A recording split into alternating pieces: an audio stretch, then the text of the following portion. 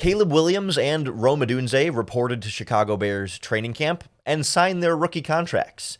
We'll go through what took so long, why there was never anything to worry about, and what we should be watching for next on today's Locked On Bears podcast.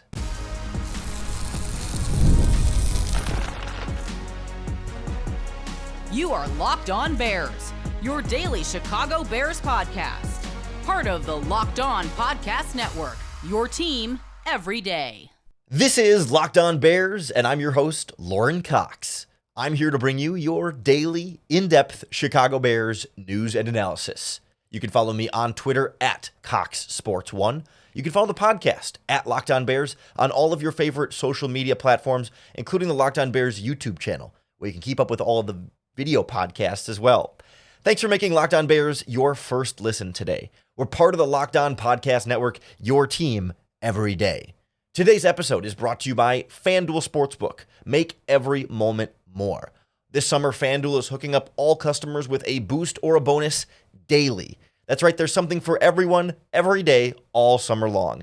Visit FanDuel.com to get started. On the show today, we look at the Bears' rookie quarterback, or the rookie contract situation, now that both Caleb Williams and Rome Odunze are in the fold, and there's nothing to worry about. There wasn't really anything to be worried about, nothing to get too worked up about.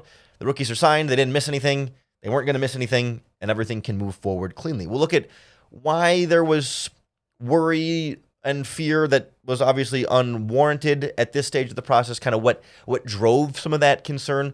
We'll look at what took so long, why they did wait until the day they arrived at training camp to sign these contracts as opposed to signing them earlier like a bunch of other rookies did across the NFL. And then we'll turn our attention forward to say, okay, now that that's done, what are the next immediate fears on the horizon about this Bears team? What are we watching for as other players, the veterans, report to training camp later on this week?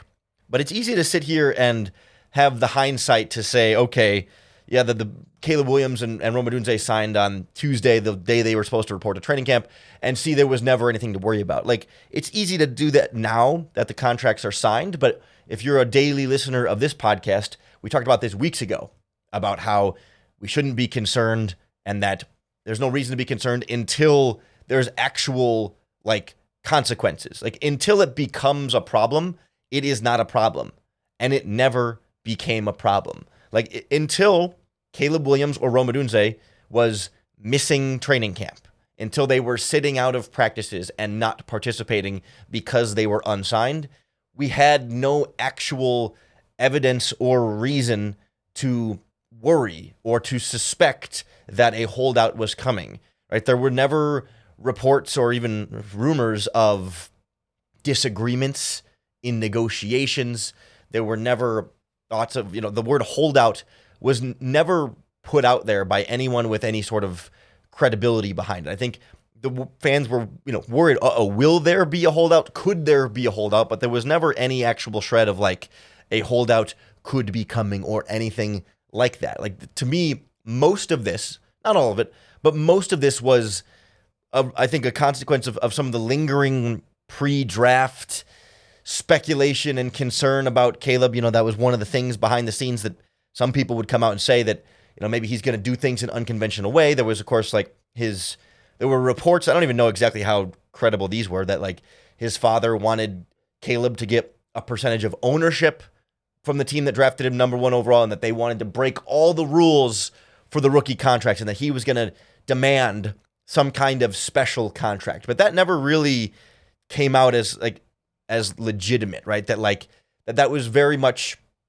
distanced from and not something that we saw repeated credible reporting that was actually a thing. It was an idea that was floated around out there, but I don't know that it ever really had legs.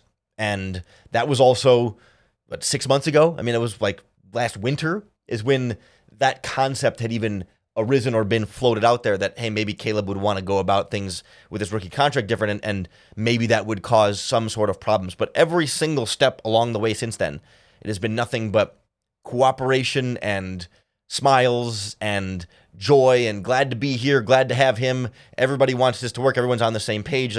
There was never a big scuttle about this rookie contract and things being so out of whack that the Bears wouldn't be able to get a deal done with Caleb Williams. right on time. That's the thing. They're not late. They're on time. It wasn't as early as a lot of the other rookie contracts, but that doesn't mean they weren't late. That doesn't mean they were late. They were not late. They were on time. And even to me, like, even if Caleb Williams had not signed this contract on Tuesday here as the rookies reported, I don't think it would be late until Friday when the veterans report, because the Bears aren't really going to practice in earnest until after the veterans get there. And even after the veterans get there, there's a ramp-up period, right? So if Caleb Williams signed this contract on Wednesday or Thursday instead of Tuesday, he's still not missing anything. It's not a holdout really at that point. Like, we weren't even right at the deadline of like, should we be nervous yet? Like, that hadn't happened yet. The only area that I'll concede maybe lent any sort of credence to the idea that, hey, maybe we should keep an eye on in case anything funky happens here, is the idea that, and the fact that Caleb Williams is not represented by an NFL Players Association certified agent. He has gone through this process without an agent, and given our experience seeing Roquan Smith go through some of these processes without an agent, although his rookie contract situation was not the case. He had an agent at that time, and that was still delayed in the process, which kind of undercuts the Caleb Williams thing in its own way.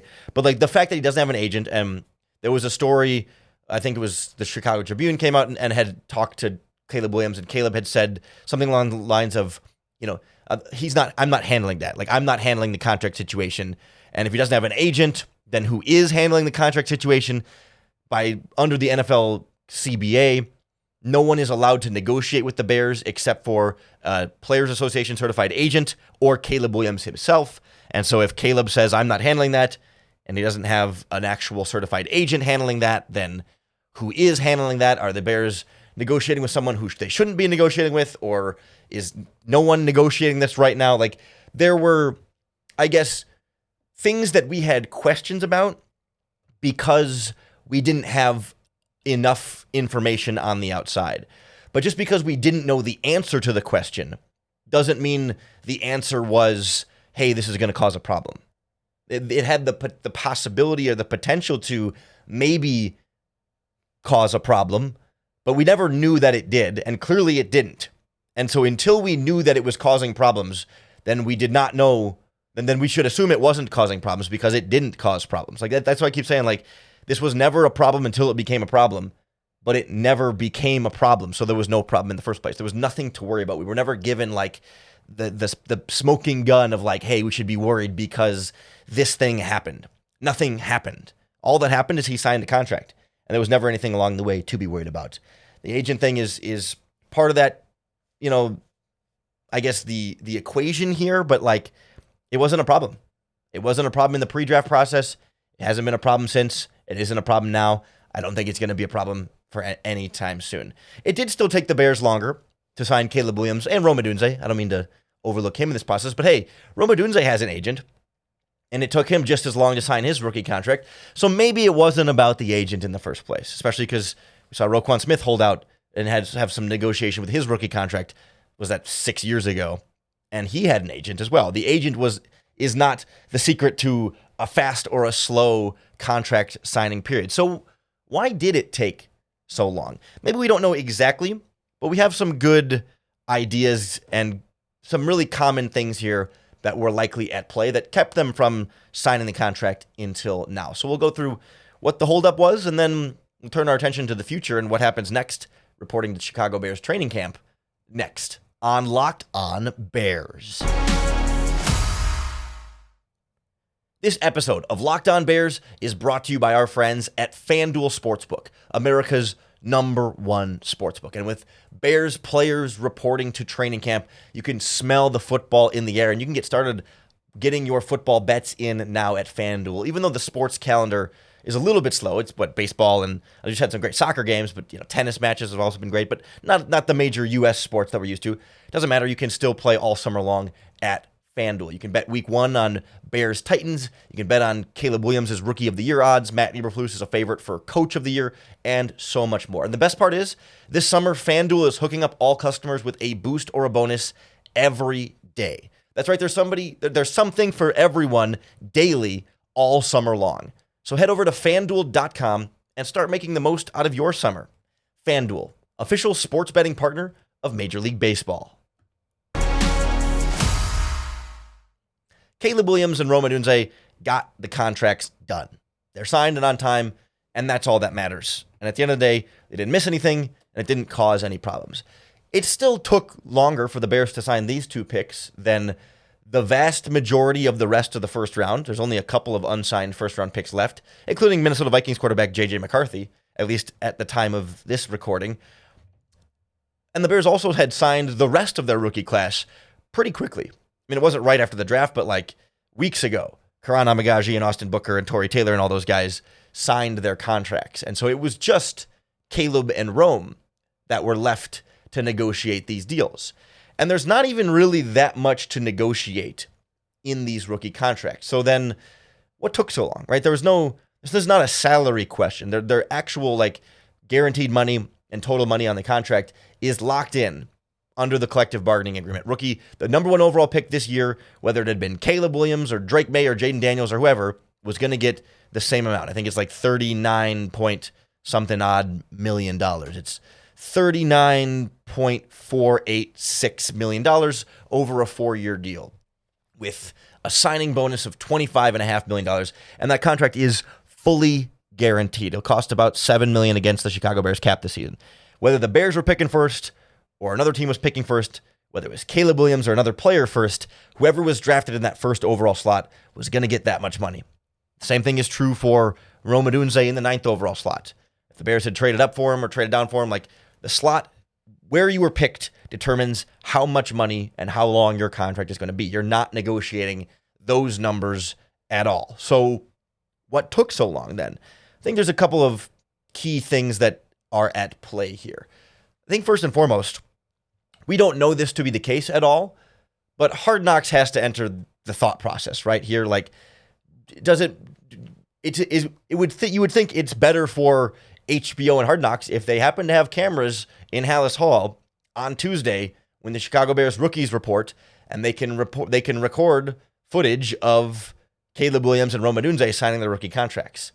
We don't know that to be an actual factor here. No one has reported that, but it's easy to imagine there might be a benefit to the production crew that's going to be following the Bears throughout the preseason to be able to record this moment on camera. Now, to push back on that, because it is all speculation and I think probably not the primary factor here, eventually Caleb Williams and Rome Odunze were going to have to sign a physical contract in person. Whether they agreed to it a week ago or today, they were going to, eventually you have to put pen to paper there. And say they had agreed to the contract a week ago or whatever, presumably you could have gotten HBO cameras to whenever they signed the contract, or even, however they wanted to time that out. Like you could make sure that, hey, we're doing the signing today. Come on over and get the footage of that if that's what you're looking for. Like I don't think they had to wait to agree to the terms on Tuesday just so HBO could get the shot. I mean, you could say that, okay, well, maybe what if the Bears and Rome Odunze or Caleb Williams or whoever, like maybe they had agreed in principle, handshake, like, all right, this deal is done, but we're not going to announce it and have you sign it until reporting day so the HBO cameras can be there. Like that also seems a little bit unlikely to me, because I think if you're the Bears, like it's more important that you just make sure this is all locked in and good to go as opposed to waiting for some cameras. So I'm not fully convinced that would be the primary driving factor. Maybe it happened to work out well for HBO, that this is how that played out. And who knows, maybe we'll find out later that actually was a factor here. But I think it's fun to think about and certainly meaningful for the HBO cameras if they got that.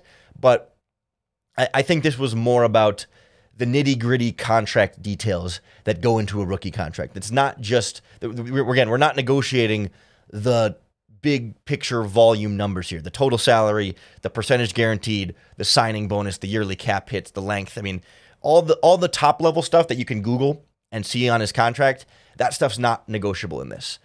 But the more like legalese, minute language within the contract does have some wiggle room here. And I'm not going to go overly technical on you here, but I do think it's important to kind of understand like how these kind of things can hold up these decisions, right? Especially because we just have the context of Minnesota Vikings wide receiver Jordan Addison over the weekend, I'm losing the track of which day it was arrested for drunk driving, DUI, suspicion of drunk driving, was found asleep behind the wheel of a vehicle with an elevated concentration of blood alcohol content. And that's the sort of thing that a rookie contract can have language involving, to tie this back to the Bears. So the contract is fully guaranteed. He's going to get $39.5 million over 4 years. That's fully guaranteed. But you can put language in the contract that says, if this player is suspended for X, Y, or Z reason, or if this player is arrested for X, Y, or Z reasons, or maybe for not even specifying the reason, if this player is suspended, period, or if this player violates the NFL's performance-enhancing drug policy, or if this player violates the NFL's, personal conduct policy or contract detrimental to the league, like if they're suspended for one of these kind of things, you can have language in the contract that says, if this player is suspended, this money no longer becomes guaranteed. This portion of the money no longer becomes guaranteed. It's language that can protect the team if a player gets in trouble off the field, and can then give the team some form of relief of guaranteed money if this player causes a bunch of problems and they need to get out of this contract and they're not locked into it for a full 4 seasons. Now, when you're negotiating these rookie contracts, you're never going in thinking this is going to be something you'll need. You're not anticipating that, you know what, we think this draft pick might get arrested, so we better make sure we put that language in there. So it's kind of an awkward negotiation there then, right? Because like if we apply this to Caleb Williams and the Bears, if the Bears said, hey, we want guaranteed language here so that if Caleb gets, let's just say, if Caleb gets suspended for performance-enhancing substances, we want to void the guaranteed money that's left on the contract. And Caleb Williams' attorneys or representation could say, hey, wait a minute. Are you suspicious? Do you think Caleb Williams is going to get suspended for that? How dare you accuse us or worry or, have these concerns about our client? You drafted our client with the number 1 overall pick. Like, why would you be concerned in any way, shape, or form about him being suspended for X, Y, or Z? Don't put that language in the contract. Just give us, you can see where that's delicate, right? Where it's like the Bears would like to be able to protect themselves in case, players can get suspended for the PEDs rule on accident. You take a prescription medication that isn't approved by the league that you didn't realize wasn't approved by the league. And it wasn't a player trying to break the rules or trying to gain an advantage, but they can just kind of, it does happen. Usually you like to think that players are smarter than that, but sometimes they're not. And certainly we all think Caleb Williams is, and there's nothing to be concerned about in this front with Caleb Williams. But the Bears have a financial incentive to want to protect their own guaranteed money just in case. Worst case scenario, something happens, but it's not an easy conversation to broach with your number 1 overall pick or your number 9 overall pick wide receiver. And so I would imagine there wasn't much negotiation to be had there. The Bears said, screw it. You're Caleb Williams. You're the number 1 overall pick. If you're suspended, we're screwed anyway. So what is saving $10 million in the salary cap? What is that going to do for us? If the Bears were ever to reach the point with Caleb Williams where they would need to use this language in the contract to try and save a buck, then everyone in the front office is losing their jobs because the number 1 overall pick has failed and the roster's falling apart and everything is a problem there. And $10 more million or whatever the number in salary, the salary cap space you would save by this language is not saving anybody's job. It's not fixing the problem there. So just give them, you don't need these protections in the contract. You're all in on Caleb Williams for better or for worse, whatever's going to be in there. So I don't think the Bears ultimately were going to be that worried about offset language and that worried about, these guaranteed protections or injury protections in there. I think this was a process of the Bears saying, listen, we're not in a rush. We'll come to terms. Show up at training camp. We'll hammer it out. There's not a lot to negotiate here. It's fine. I don't think the Bears were worried about it. I don't think Caleb was worried about it. I don't think Rome was worried about it. And that's why I didn't think any of us should be worried about it. So now it's all done. It's all locked in. The Bears are all under contract entering training camp. And we can turn our attention that way and look at, as the veterans report later this week, there's a few other things we should be keeping an eye on here, including the fact that the Chicago Bears currently have 89 players on their 90-man roster. Wonder if somebody might fill that between now and Friday. We'll look at the options and other things to keep an eye on next on Locked On Bears. This episode of Locked On Bears is brought to you by our friends at LinkedIn Jobs. When you're hiring for your small business, you want to find quality professionals that are right for the role, and that's why you have to check out LinkedIn Jobs, because LinkedIn Jobs has the tools to find the right candidates for your team faster and for free.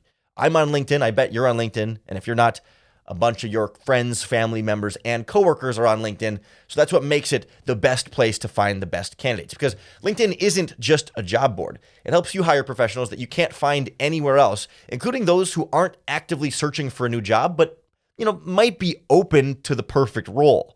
Like in any given month, over 70% of LinkedIn users don't visit other leading job sites. So if you're not looking on LinkedIn, you're looking in the wrong place. On LinkedIn, 86% of small businesses get a qualified candidate within 24 hours. So hire professionals like a professional on LinkedIn. Post your job for free at linkedin.com/lockedonnfl. That's linkedin.com/lockedonnfl to post your job for free. Terms and conditions apply. The Chicago Bears rookies are at training camp now. The veterans report on Friday, if I've got my dates correct here, the July 19th.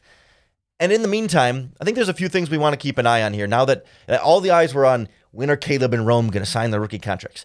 That's done. Okay, now what? What's next? A few things jump out. First of all, now that Karan Amagaji is at training camp, really looking forward to getting an injury update on your third-round offensive lineman from Yale. Did not participate much throughout OTAs, rookie minicamp, mandatory minicamp, limited in a lot of ways. And the Bears kind of said in the front end, we knew he was injured when we drafted him. We knew he's still recovering.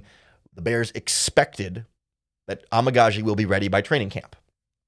I don't think we're going to know the answer to that until the veterans are here and they're practicing and all that stuff. And is he out there? Is he not? I think these first few days for rookies are a little bit more kind of check in, ramp up, back up to speed kind of thing, and not so much can he or can he not practice. So I'm not expecting a concrete update on that until, this weekend.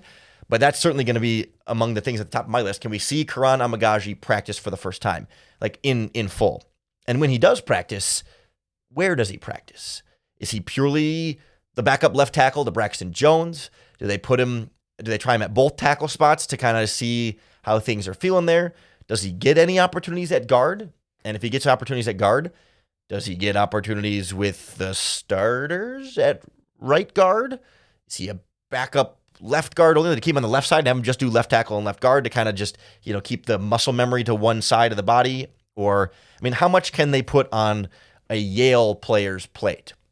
Not because, certainly he's very smart coming out of Yale, but like the quality of competition going from Yale to the NFL is a bigger step up than, bigger programs than what Darnell Wright had to do, coming in from the SEC. So like there's that level of like, what can Karan Amagaji handle from a physical standpoint, from a, I don't say a mental standpoint, it makes it sound like he's stupid or something, but just from a capacity standpoint, he's just getting started. He's a rookie, a third-round pick. Like, I don't think you can necessarily expect him to step in as a starter right away, but depends on what's going on with Nate Davis.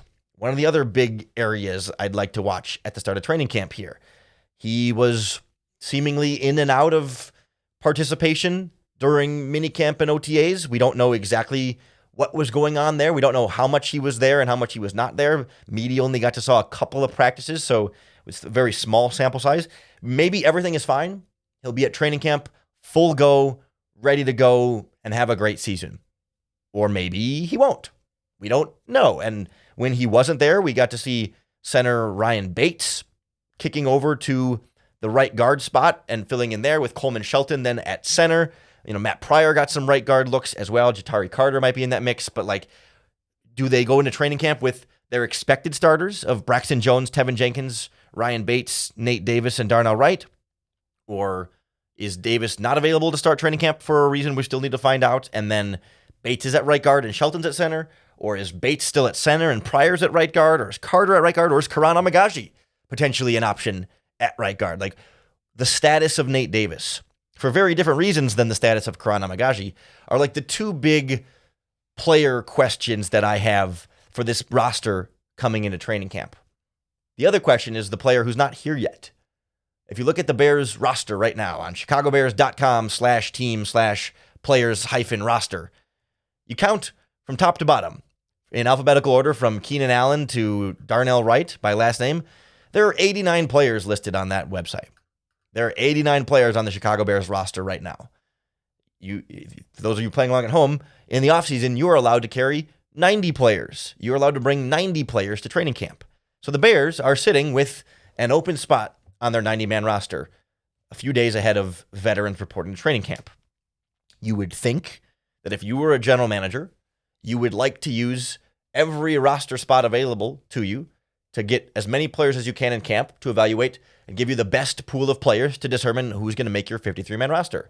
So I would suspect that once practices start, there will be a 90th player on this Chicago Bears roster, that they're not just going to go through the whole training camp and preseason with an open spot, just letting it air out a little bit. Just want to keep the flexibility just in case, No, they're going to put somebody in that 90th roster spot.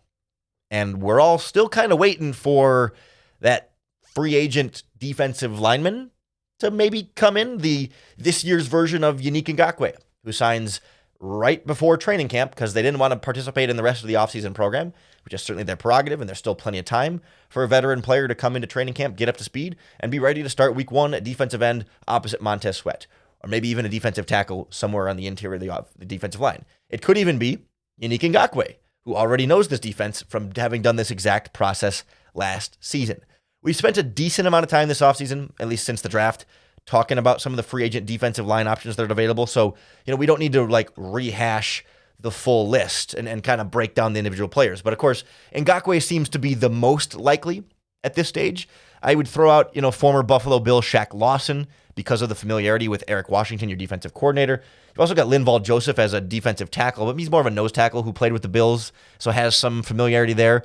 But other guys like Carl Lawson from the Jets, Charles Harris from the Lions, Romeo Okwara from the Lions, technically like Melvin Ingram, Justin Houston, Bruce Irvin. There's some older veterans out there that have kind of bounced around a little bit. Emmanuel Ogbah from the Dolphins is also a potential option here. We've gone through some of these names, but it just feels like if the Bears haven't been holding this open roster spot for one of those guys, then why else have you been holding it open? Okay, they could easily sign some, undrafted, one more undrafted free agent or one more young camp body guy. They could sign, I don't know, another running back or another linebacker, right? Somebody at the bottom of the depth chart just to fill a spot. But if that was the plan all along, or if that was the player you were going after, why didn't you sign them weeks ago? This spot has been open for weeks. For a while, there were two spots open. They were at 88, and they signed Mercedes Lewis right at the end of mandatory minicamps. So Lewis didn't have to participate in anything up to this point. He signed right when the Bears were on break. So whether he had signed then or signed today, that was he still got to avoid everything else. And I think that's what one of the spots was being held open for. Was Lewis was waiting for everything to finish up. I think the other spot is being held open for another veteran to come in and arrive at training camp and be that hero, that knight in shining armor to fix or supplant or supplement the rest of the Chicago Bears defensive line. I'm a little bit nervous that between the time I'm recording this podcast and the time that it comes out, maybe a player will sign. They signed Caleb and Rome in pretty quick order on Tuesday afternoon. Maybe, by later on Tuesday, like Tuesday night, they'll sign that veteran free agent. I would guess it will be Thursday night before the veterans sign on Friday, or even Friday during the day, that Yannick Ngakoue or whatever player will report to training camp at the same time as the rest of the veterans and sign their contract the same way Caleb Williams and Rome Odunze did the day they reported. That's my prediction will be Yannick Ngakoue re-signs with the Chicago Bears on Friday when all the other veterans report to training camp. I'm not reporting that. I don't have sources on that. It's just my prediction, my speculation is that that's ultimately how this will play out. I'm more confident in that's going to be the timeline. I'm not as confident that it's for sure going to be Ngakoue. It could be a different player, but I think the Bears will fill that 90th roster spot. My prediction is on Friday when all the other veterans report. This free agent will also report, sign their contract, and the Bears will have a 90-man roster with all the veterans there on Friday. If something happens sooner, you can be sure we'll break it down for you right here on the Locked On Bears podcast. So make sure you hit that subscribe button on YouTube or wherever you listen to podcasts, because that's going to be the best way to keep up with all of our daily, in-depth Chicago Bears news and analysis. Thanks for making Locked On Bears your first listen today. We're part of the Locked On Podcast Network, your team every day.